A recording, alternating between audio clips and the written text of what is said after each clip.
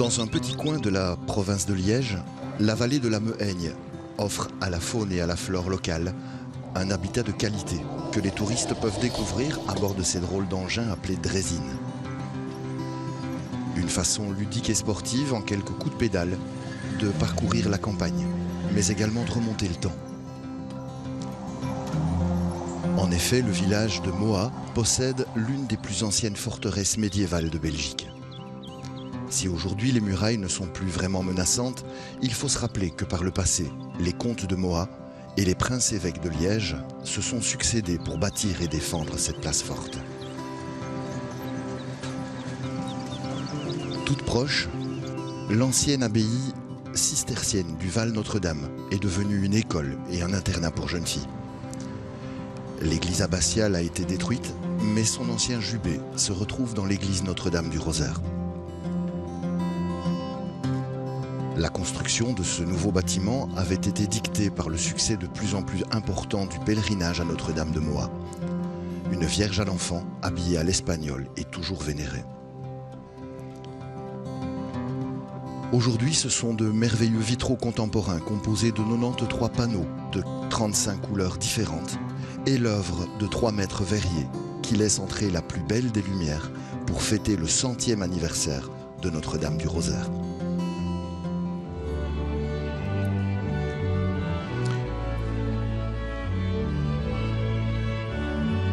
Mesdames et messieurs, bonjour et bienvenue en ce matin du 26e dimanche du temps ordinaire. Merci d'être avec nous depuis l'église Notre-Dame du Rosaire à Mohat, dans le diocèse de Liège, en Belgique.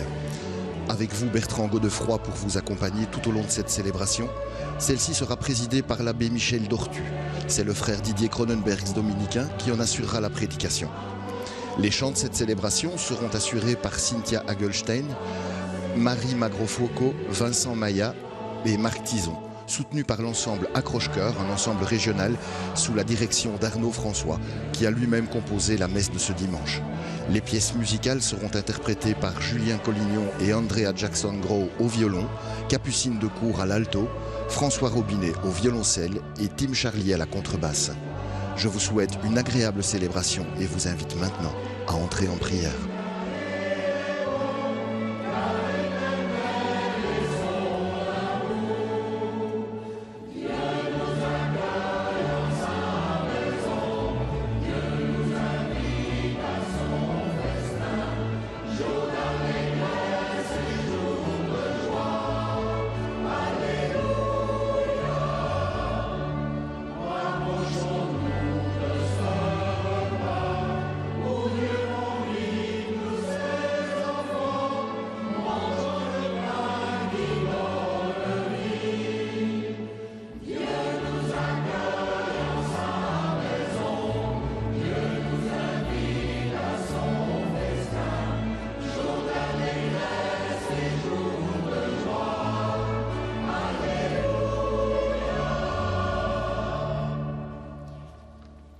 Au nom du Père et du Fils et du Saint-Esprit, Amen. La grâce de Jésus, notre Seigneur, l'amour de Dieu le Père et la communion de l'Esprit Saint soient toujours avec vous. Et avec votre esprit. Sœurs et frères, à toutes et tous, permettez-moi de vous souhaiter la bienvenue à vous ici rassemblés, et à vous qui nous suivez à la télévision, sur la 1 et sur France 2 avec le jour du Seigneur. Nous sommes heureux de vous accueillir pour cette Eucharistie festive à l'occasion des 100 ans de notre Église Notre-Dame du Rosaire. Cette célébration donnera une large place à la méditation et à la musique. Et en cette journée mondiale du migrant, accueillons-nous maintenant fraternellement les uns les autres, avec nos différences et nos diversités. Accueillons le Seigneur qui vient à notre rencontre et au début de cette célébration, implorons la miséricorde de Dieu.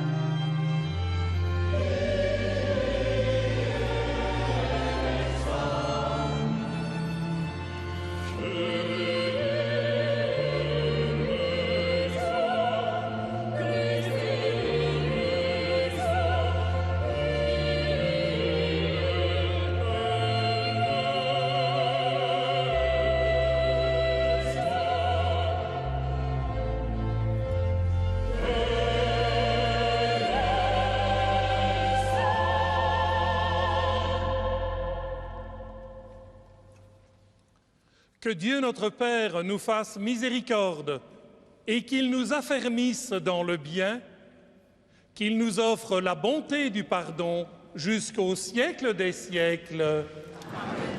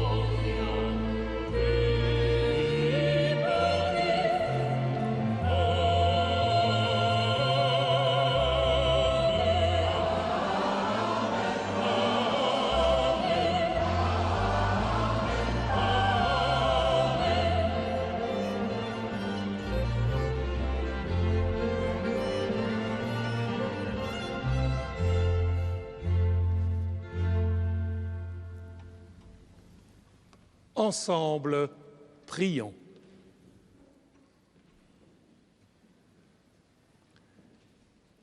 Seigneur, aucun homme n'est pour toi un étranger, et nul n'est si loin que tu ne puisses le secourir.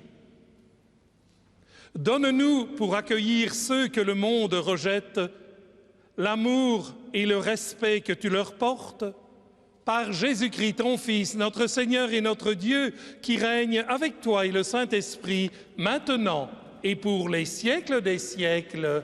Amen.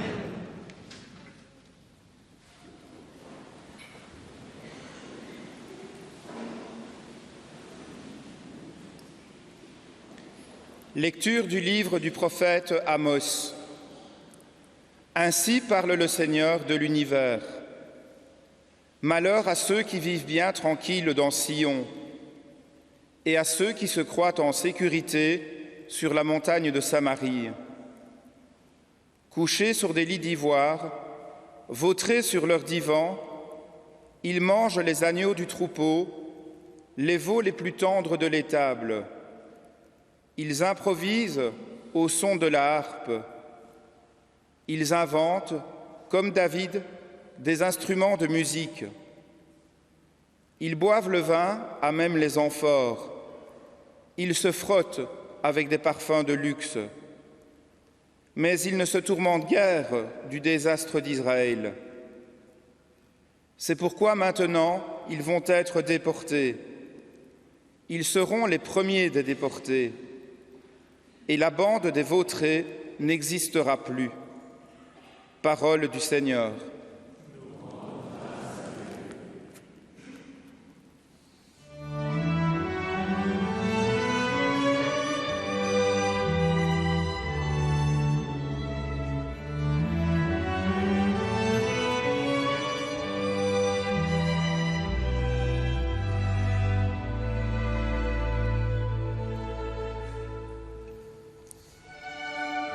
Le Seigneur garde à jamais sa fidélité.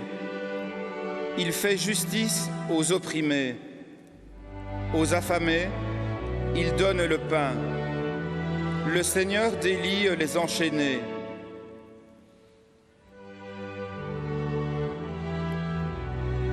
Le Seigneur ouvre les yeux des aveugles. Le Seigneur redresse les accablés. Le Seigneur aime les justes. Le Seigneur protège l'étranger.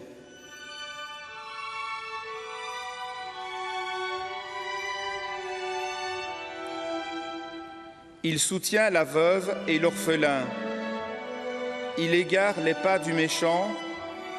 D'âge en âge, le Seigneur régnera. Ton Dieu au Sion pour toujours.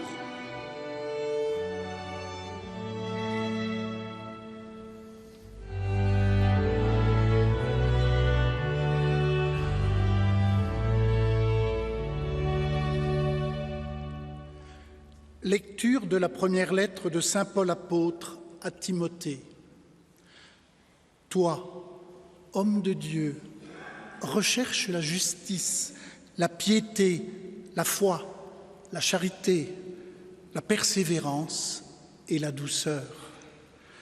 Mène le bon combat, celui de la foi. Empare-toi de la vie éternelle.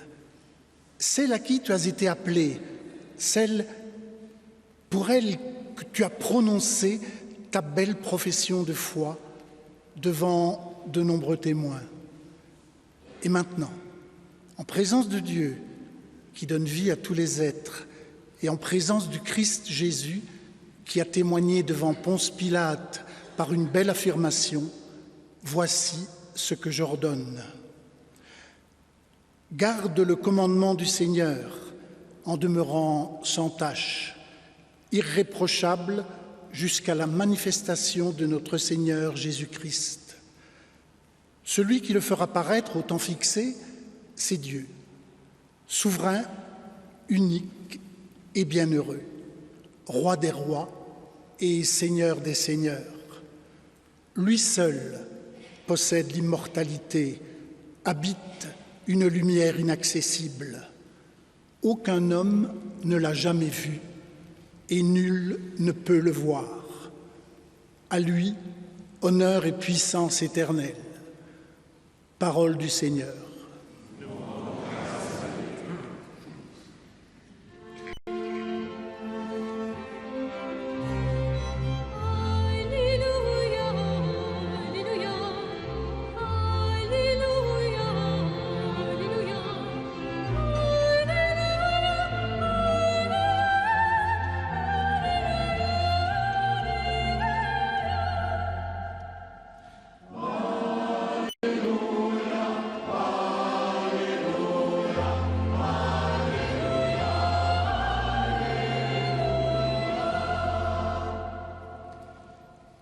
Le Seigneur soit avec vous. Évangile de Jésus-Christ selon saint Matthieu. En ce temps-là, Jésus disait aux pharisiens : il y avait un homme riche vêtu de pourpre et de lin fin, qui faisait chaque jour des festins somptueux. Devant son portail gisait un pauvre nommé Lazare, qui était couvert d'ulcères. Il aurait bien voulu se rassasier de ce qui tombait de la table du riche, mais les chiens, eux, venaient lécher ses ulcères. Or, le pauvre mourut, et les anges l'emportèrent auprès d'Abraham. Le riche mourut aussi, et on l'enterra. Au séjour des morts, il était en proie à la torture. Levant les yeux, il vit Abraham de loin et Lazare tout près de lui. Alors il cria « Père Abraham, prends pitié de moi et envoie Lazare tremper le bout de son doigt dans l'eau pour me rafraîchir la langue, car je souffre terriblement dans cette fournaise. » « Mon enfant, répondit Abraham, rappelle-toi, tu as reçu le bonheur durant ta vie et Lazare le malheur pendant la sienne. Maintenant, lui, ici, il trouve la consolation et toi la souffrance. En plus de tout cela, un grand abîme a été établi entre vous et nous pour que ceux qui voudraient passer vers vous ne le puissent pas et que de là-bas non plus on ne traverse pas vers vous. » Le riche répliqua « Eh bien, Père, je te prie d'envoyer Lazare dans la maison de mon père. En effet, j'ai 5 frères, qu'il leur porte son témoignage, de peur qu'eux aussi ne viennent dans ce lieu de torture. » Abraham lui dit « Ils ont Moïse et les prophètes, qu'ils les écoutent. » « Non, Père Abraham, dit-il, mais si quelqu'un de chez les morts vient les trouver, ils se convertiront. » Abraham répondit « S'ils n'écoutent pas Moïse ni les prophètes, quelqu'un pourra bien ressusciter d'entre les morts, ils ne seront pas convaincus. » Acclamons la parole de Dieu. Louange à toi, Seigneur Jésus.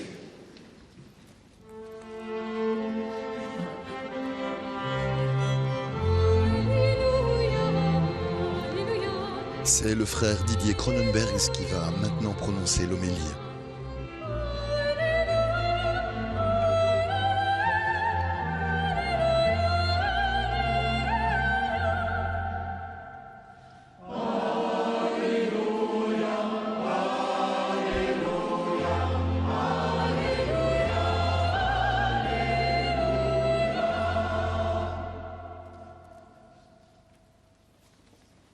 Frères et sœurs, avouons qu'il y a de quoi être mal à l'aise face à la parabole que nous venons d'entendre.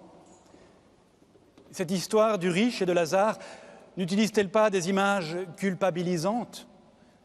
N'évoque-t-elle pas un au-delà fait de récompense et surtout de condamnation? L'Évangile n'est en rien, faut-il encore le rappeler, une promesse de consolation, encore moins de rétribution de nos mérites.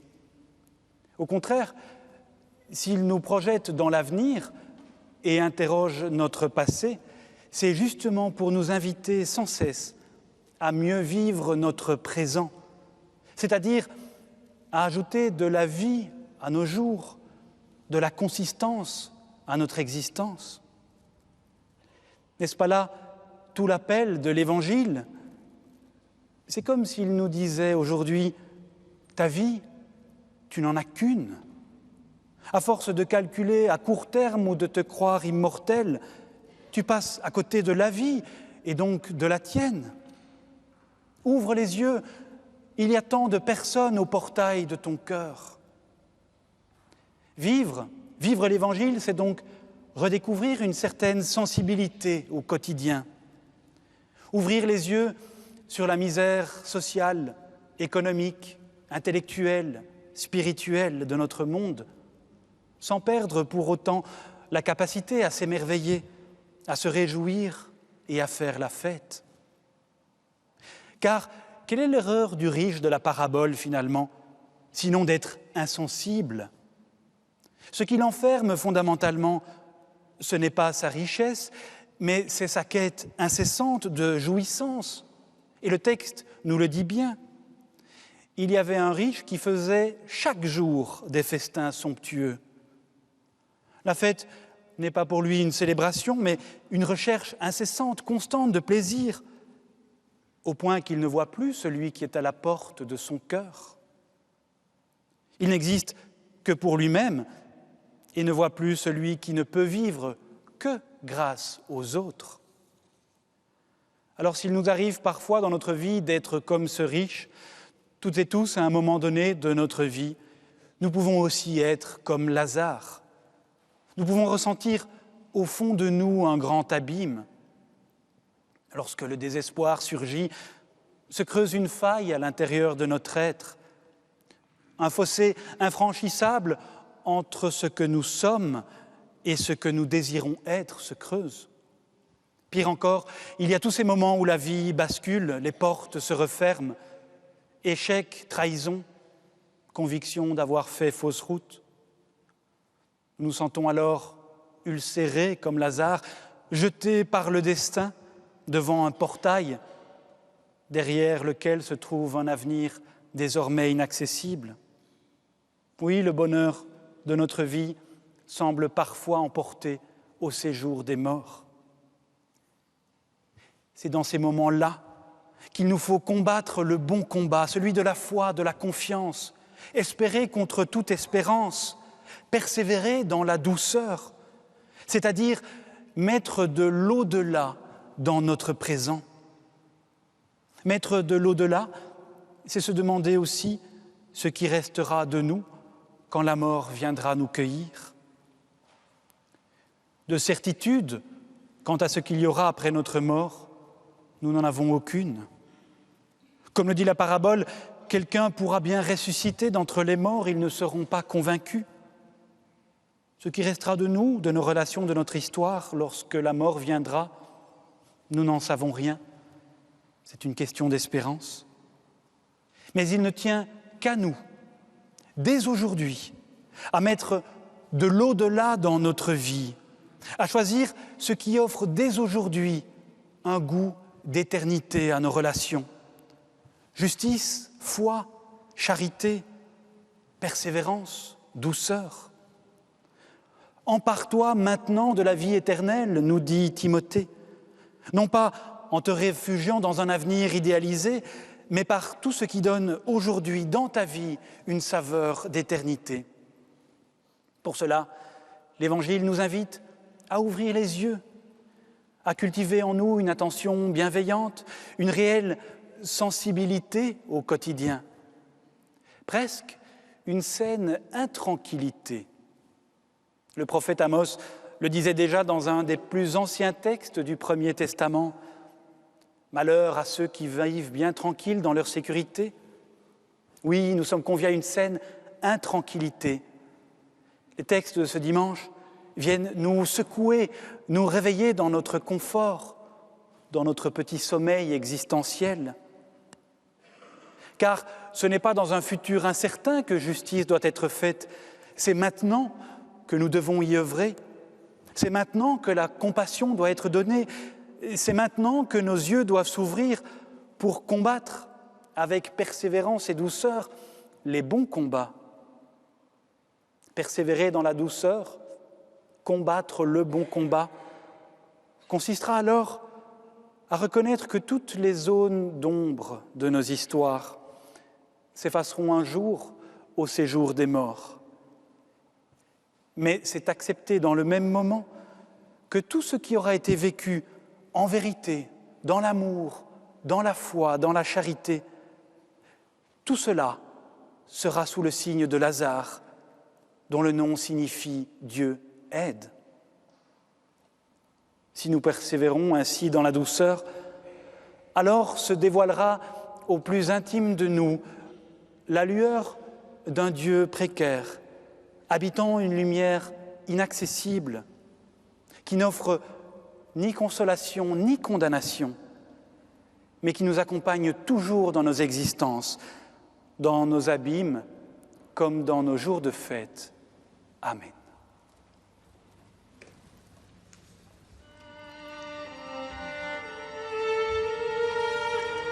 Celles et ceux qui voudraient obtenir le texte de l'homélie du frère Didier Kronemsbergs peuvent envoyer une lettre préadressée à l'une des adresses suivantes. Pour les téléspectateurs sur la 2 et à l'écoute de la première RTBF, au service des messes télévisées, rue de la Linière 14, 1060 Bruxelles, ou sur le site catobel.be, l'homélie s'y trouve déjà. Pour les téléspectateurs du Jour du Seigneur sur France 2, vous envoyez une enveloppe au Jour du Seigneur, 45 bis rue de la Glacière, 75 013, Paris, ou par courriel @lejourduseigneur.com.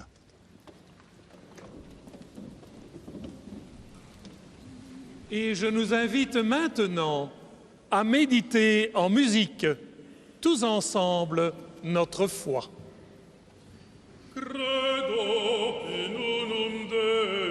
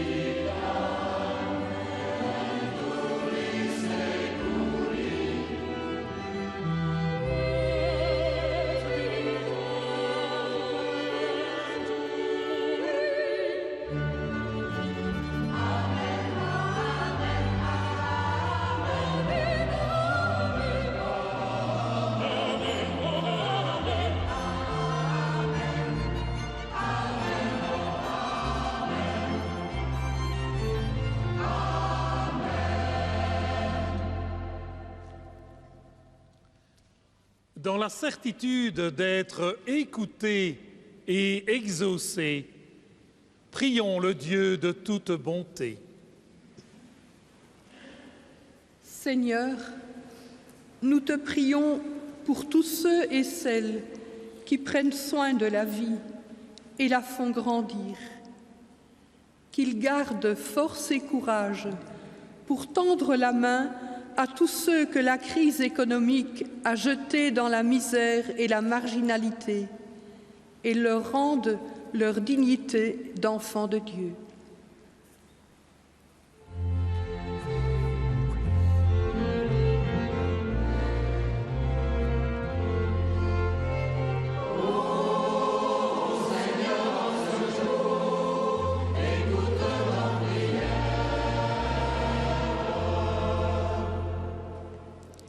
Seigneur, nous te prions pour les responsables de l'Église et pour tous les membres de nos communautés, qu'ils travaillent à combler le grand abîme qui sépare riches et pauvres, qu'ils portent le souci de la justice et luttent contre toute forme de pauvreté.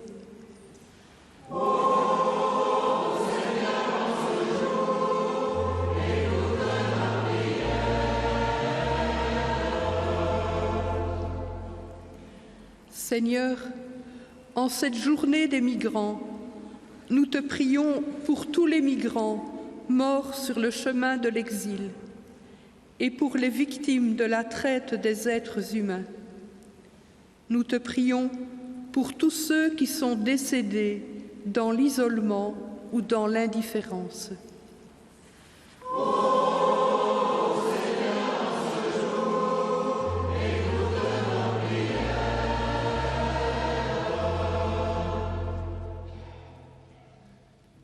Seigneur notre Dieu, rassasie-nous de ton amour, que vienne pour nous ta douceur par Jésus le Christ notre Seigneur. Amen.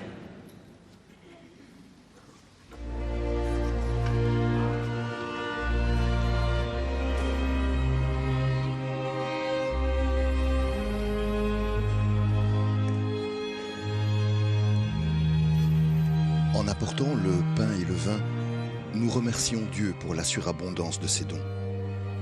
La terre, la pluie, le soleil, mais aussi la vie, la famille, nos parents, l'amour que nous ont témoigné ceux qui nous ont élevés, ceux qui nous accompagnent, et surtout l'amour infini de Dieu qui nous permettent de nous épanouir aujourd'hui. Le pain et le vin nous orientent aussi vers l'offrande de Jésus, sa vie offerte. Et nous, que sommes-nous prêts à offrir ?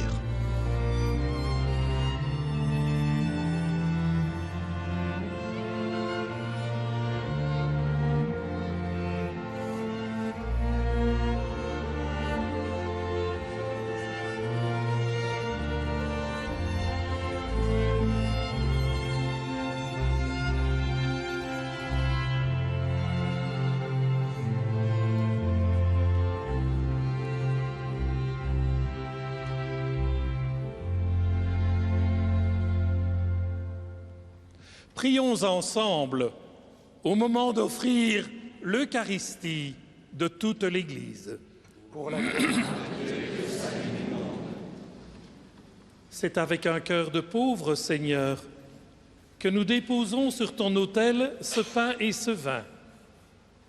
Que ton esprit transforme nos humbles offrandes et que nous soit donné en partage la richesse de ton amour par Jésus, le Christ, notre Seigneur. Amen. Le Seigneur soit avec vous. Et avec votre esprit. Élevons notre cœur. Nous le tournons vers le Seigneur. Rendons grâce au Seigneur, notre Dieu.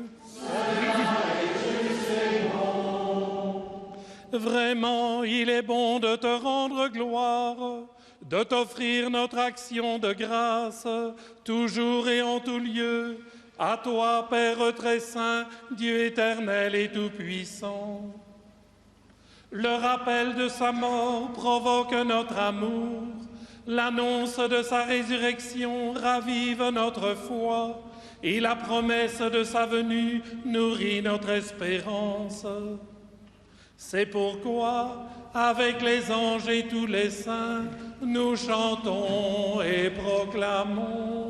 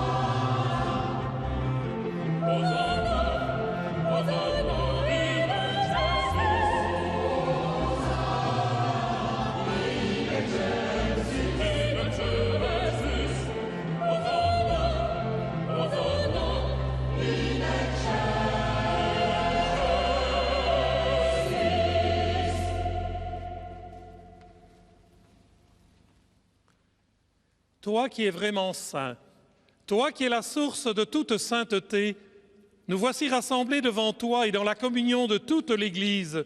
En ce premier jour de la semaine, nous célébrons le jour où le Christ est ressuscité d'entre les morts. Par lui que tu as élevé à ta droite, Dieu notre Père, nous te prions. Sanctifie ces offrandes en répandant sur elles ton esprit, qu'elles deviennent pour nous le corps et le sang de Jésus, le Christ, notre Seigneur. Au moment d'être livré et d'entrer librement dans sa passion, il prit le pain. Il rendit grâce, il le rompit et le donna à ses disciples en disant « Prenez et mangez-en tous, ceci est mon corps livré pour vous. »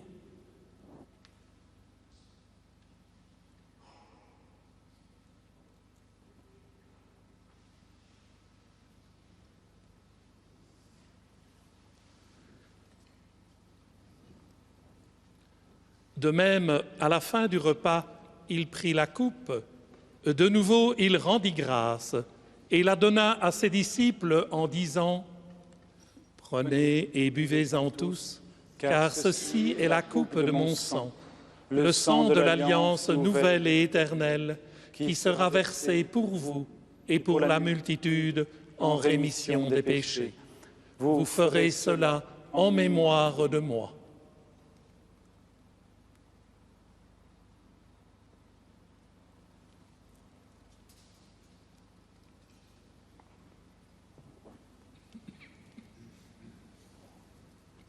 Il est grand le mystère de la foi. Nous proclamons ta mort, Seigneur Jésus. Nous célébrons ta résurrection. Nous attendons ta venue dans la gloire. Faisant ici mémoire de la mort et de la résurrection de ton Fils, Nous t'offrons, Seigneur, le pain de la vie et la coupe du salut, et nous te rendons grâce, car tu nous as choisis pour servir en ta présence. Humblement, nous te demandons qu'en ayant part au corps et au sang du Christ, nous soyons rassemblés par l'Esprit Saint en un seul corps. Souviens-toi, Seigneur, de ton Église répandue à travers le monde. Fais-la grandir dans ta charité avec le pape François, notre évêque Jean-Pierre et tous ceux qui ont la charge de ton peuple. Souviens-toi aussi de nos frères et de nos sœurs qui se sont endormis dans l'espérance de la résurrection et de tous les hommes et femmes qui ont quitté cette vie. Nous te prions pour les défunts de la paroisse, pour les défunts de la famille Grégoire Dekers, les défunts de la famille Mycène-Thibault. Et nous te recommandons nos amis André et Yvonne.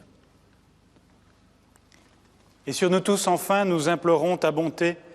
Permets qu'avec Marie, la bienheureuse Mère de Dieu, avec Saint Joseph, son époux, avec les apôtres et les saints de tous les temps qui ont vécu dans ton amitié, nous ayons part à la vie éternelle et que nous chantions ta louange par Jésus-Christ, ton Fils bien-aimé.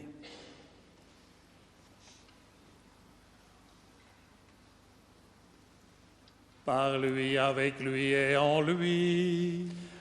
Amen. À toi, Dieu le Père Tout-Puissant, dans l'unité du Saint-Esprit. Amen. Tout honneur et toute gloire pour les siècles des siècles.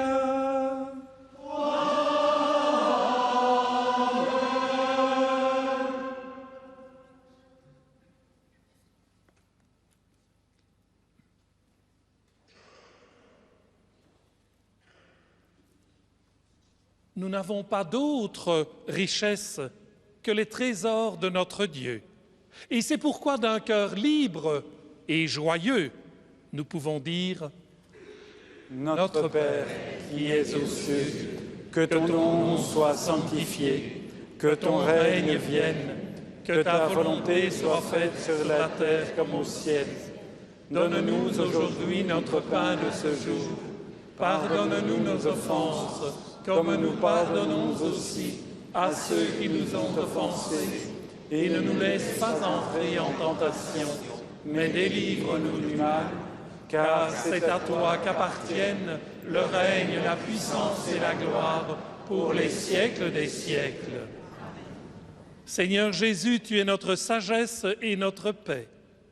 Détourne-nous des faux dieux et de leur esclavage, que nous vivions ensemble comme des intendants de ton amour et de ta justice, toi qui nous enrichis de ta pauvreté pour les siècles des siècles. Amen. Que la paix du Seigneur soit toujours avec vous. Et avec votre esprit. Enfants de la lumière, donnons-nous la paix.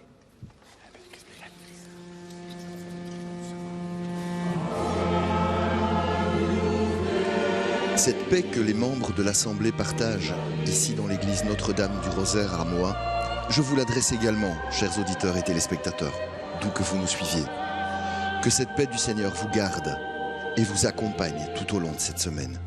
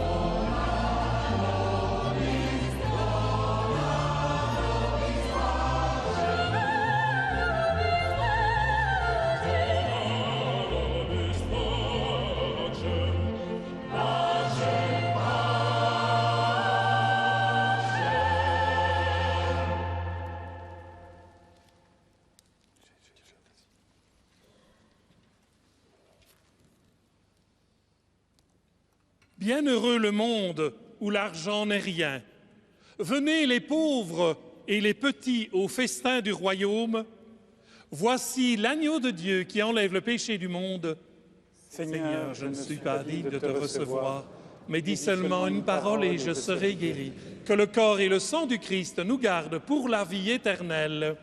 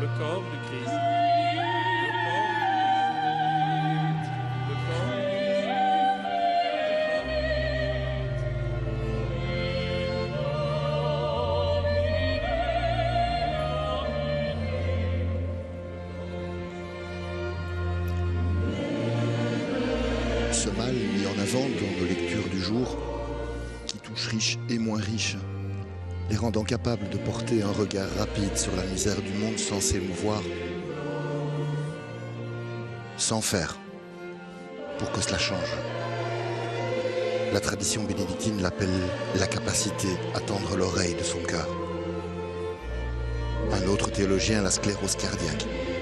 Pour le père Philippe Cochineau, dominicain, il l'appelle la cécité cardiaque. Rappelons-nous ces mots. Les « on n'avait pas », on ne s'en était pas rendu compte, n'ont pas de place au royaume de Dieu.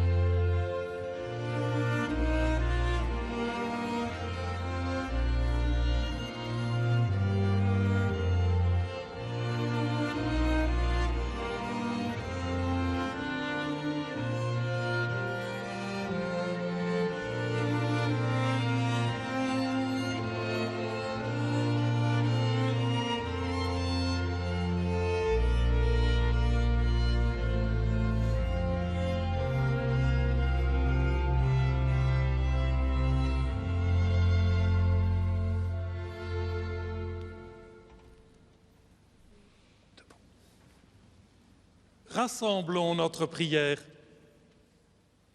Seigneur, tu nous as accueillis à la table de fête. Accorde-nous de ne jamais oublier que cette nourriture reçue de ta bonté nous a été donnée pour que grandisse notre foi et que nous nous mettions davantage au service de nos frères et sœurs, toi qui règnes pour les siècles des siècles. Amen. Le Seigneur soit avec vous. Et avec votre esprit. Que Dieu Tout-Puissant vous bénisse, le Père, le Fils et le Saint-Esprit. Amen. Allons toutes et tous dans la bonté, dans la paix et dans la joie du Christ. Nous